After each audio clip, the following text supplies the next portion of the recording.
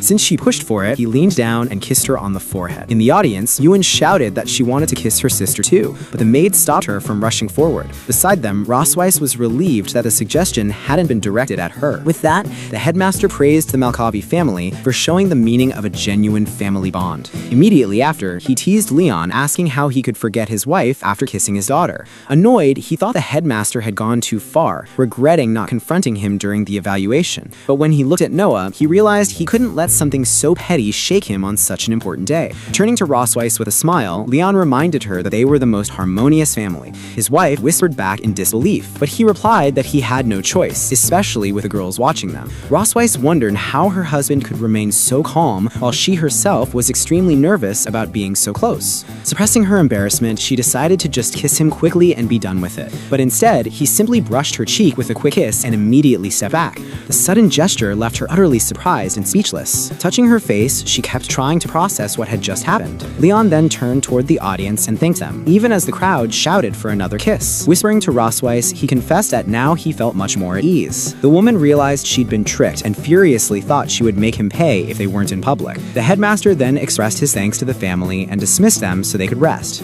Outside, everyone said their farewells, and Rosweiss told her daughter she would come pick her up on the weekend. Clinging to her in a hug, Ewan asked her sister not to forget her, and Noah assured her warmly. Leon reminded her to eat properly, study hard, and take care of herself, but the young girl replied that she wasn't a child anymore. At that, he revealed that he was only passing along the advice her mother had been too shy to give her. In a more serious voice, the father instructed her to fight back if she was ever bullied, assuring her that he would always support her. The girl asked if he had ever done the same, and Leon admitted that whenever he fought, his grandfather would always beat him. Still, he reassured her, saying that unlike her grandfather, he would never hit her for such things. The girl understood the lesson, clenched her fists, and showed her firm determination. Later, in the office of the Queen of the Silver Dragon Temple, a radiant light filled the room. Meanwhile, Rosweiss was studying a text about the blood spell, a forbidden magic that consumes the life of the caster. As she pondered, she realized that with a small adjustment, the spell could actually be transformed into a valuable resource. Suddenly, the door opened, and she was startled to see someone had already returned. It was Shirley, her trusted handmaiden, who immediately knelt and greeted her as Majesty. The Queen then inquired about the investigation. Shirley regretfully reported that she had not been able to discover the whereabouts of Tiger Lawrence and his wife. When Rosweiss pressed further about their disappearance, Shirley explained that they had carefully erased their traces. Hearing this, Rosweiss concluded that Leon's master was clearly not just some ordinary farmer. For that reason, she instructed her servant to continue the investigation and to report any findings immediately. Moments later, Leon was sparring as he trained with the olden staff. He urged little Muan to swing down with all her might. The girl responded by unleashing a series of strikes in succession, leaving her father stunned. From a short distance, Rosweiss observed the two of them practicing. As soon as the girl noticed her mother, she joyfully called out. Leon then asked if she had finished her patrol, to which she replied yes. Next, Rosweiss asked whether her daughter had behaved properly with her father, and the child proudly confirmed she had been very obedient. Soon after, Rosweiss announced that they would be having steak for dinner and told the girl to go change her clothes first. Muan was thrilled since steak was her favorite. Quickly, the maid took her away while the little one left singing cheerfully about dinner. Once the child was gone, the queen turned to speak with her husband. Suddenly, he lifted the branch he had been training with and pointed it toward her face. Rosweiss raised a brow and asked if he had finally decided to attack her, reminding him that it was only a branch, hardly something one could call a weapon. Even so, she remarked that in his hands, as the strongest hunter, even a branch could become a deadly tool. Leon simply turned his face aside and sighed in reply. A moment later, he asked her to offer him a genuine compliment without sarcasm, but her answer was an outright refusal. Admitting the truth, he had only wanted to startle her. Rosweiss doubted that such a branch could wound her in her current state. Changing the subject, she mentioned that Noah had had written a letter, saying everything was fine. Leon thought it wasn't much, but his wife explained that for their daughter, it was her right to reassure them herself. He nodded in agreement, adding that in that way, the girl was very much like her mother. Rosweiss gave him a stern look, about to say something. Then she spoke, telling him that despite his serious expression, he was truly kind, and that their daughter admired him greatly for his strength. She explained that in her mind, he was like an ideal student she needed to surpass at the academy. Leon smiled in relief, realizing that until now, he had assumed his daughter saw him only as weak. With that, Rosweiss revealed that Noah often visited him while he was unconscious, and he laughed at her stubbornness. She continued reminiscing, recalling how when their daughters were still babies, only their father could calm them down. The memory showed Leon asleep peacefully with the two infants resting beside him. Even so, he admitted that the concept of blood ties still felt somewhat distant to him. He then recalled his own childhood as an orphan, never fully understanding what a family truly was. At age 5, his master and his master's wife had adopted him, treating him as though he were their own son. For the first time, he felt a sense of home, though at times he still felt an emptiness when he saw real families. Back then, he believed everything would be perfect if only his masters had been his true parents. His master once comforted him, saying that in the future, he too would become a father. She told him that there would be people for him to protect and love, a family bound not just by blood, but by heart. With that memory, Leon reaffirmed his resolve, realizing that his wife and daughters were now his most precious treasures. Rosweiss gently pulled him out of his thoughts, reminding him it was time to return home. He thanked her for the reminder and suggested they head back. As she moved, the woman slid her foot toward the shoe resting on the floor. Noticing his hesitation, she looked at him and asked if he would help her put on her shoes as a token of gratitude. Leon was completely taken aback by the unexpected request. Despite Rosweiss's insistence, Leon flatly refused to help her put on her shoes. He grumbled that washing her feet had already been humiliating enough, and he had no intention of lowering his dignity further. The queen promptly kicked him in the face, reminding him that he still owed her for the kiss during the ceremony. With a firm tone, she ordered him to quit whining and hurry up so they could leave. Left without another option, Leon reluctantly agreed and began slipping her shoe on. Rosweiss commented that his body obeyed quickly, though he muttered that the task was difficult. The comparison enraged his wife, and in an instant, she lunged at him, trying to knock him to the ground. Leon darted away, shouting that he would never catch him, while Rosweiss furiously chased after him. Days later, Muen ran in excitedly to announce the arrival of someone important. Soon after, a massive dragon descended from the skies before them. Leon noticed that the Leviathan dragon was far larger than Rosweiss in her dragon form. Even so, she explained that despite its size, the Leviathan was gentle in nature and weak in combat. She added that the Academy often used it to transport hatchlings. Immediately, a beam of blue light enveloped the area. From within the glow, a girl's voice declared that she was returning to her mother. Rosweiss welcomed her back warmly, while Muen rushed forward to hug her sister tightly, saying how much she had missed her. Noah then hesitated, trying to call Leon father, but he remarked that she still wasn't quite used to it. As they walked together, Leon said that he and his wife had prepared plenty of food for her. On the table lay Noah's report cards, showing perfect scores and first place in many subjects. The queen smiled proudly, while Muen stared at the results in awe. Noah then handed over a sheet of paper, apologizing for not placing first in the physical aptitude test. Rosweiss told her there was no need to apologize, while Muen insisted that her sister was still the best. Watching the scene, Leon thought he needed to intervene, since one daughter couldn't express herself well and the other tended to exaggerate. So he examined the test results and explained that it was normal for her endurance to be lower than that of older dragons. Pointing at the paper, he noted that she held the highest win rate in her class, excelling in strategy. Noah whispered that she had heard her mother always had perfect scores in school. To reassure her, Leon revealed that he hadn't been top of his class when he first started either, but had gotten there through effort and persistence. He encouraged her not to feel discouraged, knowing she could do even better. Muen quickly agreed with him. Then Muen asked who would win in a fight between their father, who was so strong, and their mother, leaving both parents stunned. At the same time, Leon and Rosweiss confidently declared that they would win. Immediately, they glared at each other, challenging the other's claim. Leon boasted that no one could beat him in combat training, boldly declaring himself the strongest. With disdain, Rosweiss retorted that she would defeat him regardless, even if he had collected more awards. The hunter teased her, saying she had married him because she lost to him, but she shot back that it was actually the other way around. Their argument escalated, ending with the remark that this was how they ended up having children. With that, Leon challenged her to settle the score outside, something he had long wanted to do. When Muen asked if they were really going to fight, Noah suggested they should follow and watch. Soon after, the couple stretched, preparing for battle, while their daughters sat nearby to observe. Muen expressed curiosity about who would win, and Noah explained that watching veterans spar was an excellent way to improve their own skills.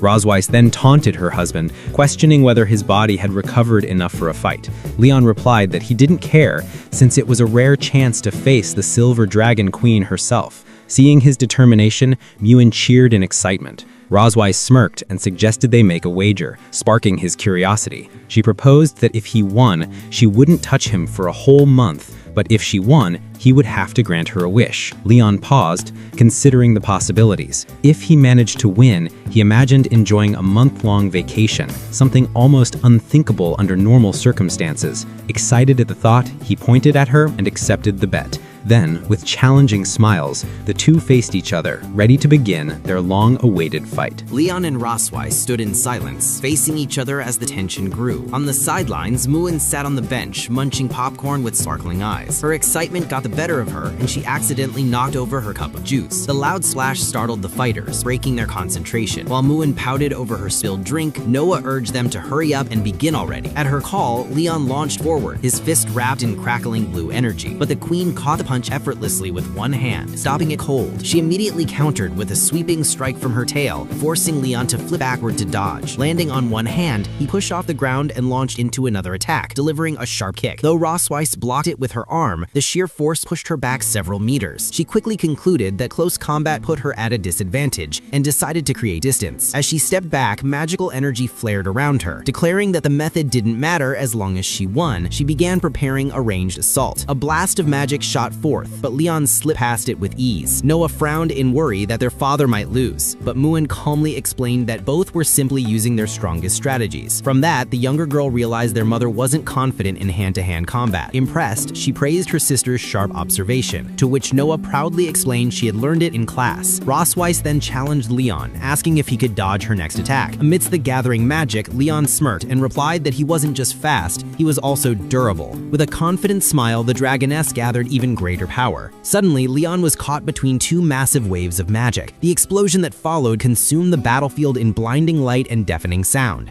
As the dust slowly cleared, Leon emerged cloaked in lightning, declaring that her attack was far too slow. Rosweiss's eyes widened. Her husband had used lightning magic to reinforce his body. Determined, Leon roared that no one was going to take away his hard-earned month of vacation. He charged at blistering speed, breaking through her magical defenses with reckless abandon. Realizing the danger, she decided the battle needed to end quickly. Spotting an opening in her guard, Leon's lips curved into a confident grin. He swept her legs out from under her, catching her completely off guard. Rosweiss lost balance mid-air, but before she could hit the ground, Leon grabbed her arm and pulled her into his embrace. The fight stopped in that instant, the two holding each other closely, their faces flushed with embarrassment. Rosweiss whispered his name softly, but the moment shattered when Leon suddenly screamed in panic. A burning sensation erupted in his chest. A dragon flame ignited within him. He clutched at himself, crying that it was burning him, completely confused by what had happened. With an exasperated sigh, Rosweiss scolded him for getting distracted during battle, as the flame quickly faded. Their daughters rushed over.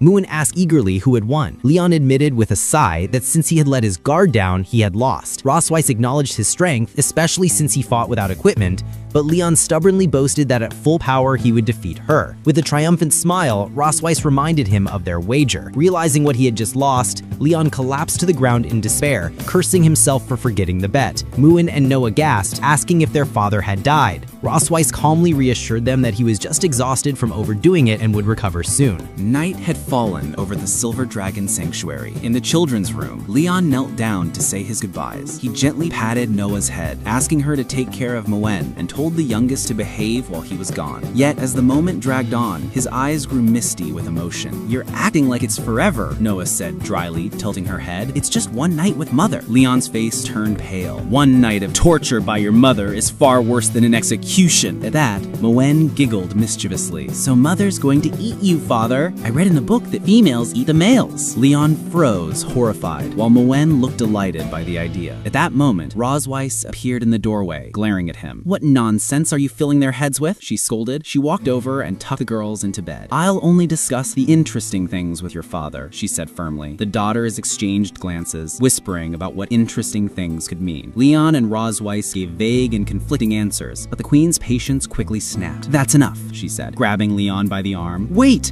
let me say my last words, Leon cried dramatically as she dragged him away. I'll always love you both, he shouted back to his daughters. Noah sighed. Adults are so immature. In the queen's chamber, 2 bottles of wine and a pair of glasses waited on a table. Rosweiss poured 2 servings, offering one to Leon. He refused the drink, crossing his arms. The queen stared silently at her own glass. You promised to grant my request after losing the bet, she reminded him. Leon frowned. I'm not in the mood. I need to stay sober so you won't manipulate me. Unexpectedly, Rosweiss smiled faintly. Truth is, I actually wanted you to win the fight, she confessed. Leon blinked in confusion. What? Why? If you'd won, she explained softly, you'd have had a month to recover and maybe become more interesting. Still suspicious, Leon muttered, then why didn't you just surrender? I had an idea for a fun little game, her eyes glimmered. Tilting her glass, Rosweiss poured wine down her own body, smiling at his shocked expression. I love the face you make when you lose, she murmured. What are you doing? Leon exclaimed, his voice trembling. Drink it all, she ordered seductively. The scent of wine mingled with her perfume, overwhelming his senses. For Leon, the sight became irresistible. Acting on impulse, he leaned in and drank the wine directly from her skin. Rosweiss gasped softly at his unexpected boldness. When the last drop vanished, she looked at him, flushed. Was it good, like that? She asked breathlessly. Leon smirked faintly. It's clearly not enough for you. Open your mouth, she commanded. Before he could react, she bit her own lip, drawing blood. A single crimson drop fell into his mouth. Leon's eyes went wide. Blood! He stumbled back, pushing her away. What are you doing? Did you cast a forbidden spell on me? Her expression darkened, her voice calm but heavy. It's the blood curse, she said, the same one he already knew. Leon's eyes began to glow a deep, burning red. Do you even know the price of that spell? He demanded. With a sly smile, she replied, I've modified the incantation. Only the enchantment remains. Heat surged through his body as his mind started to fade. It's burning me. My thoughts. Rosweiss placed her hand on his chest. Her tone shifted. Less queen, more woman. I've always forced you to stay by my side, even when you didn't want to. She leaned in, her breath warm on his ear. Now, she whispered, I want you to obey my orders.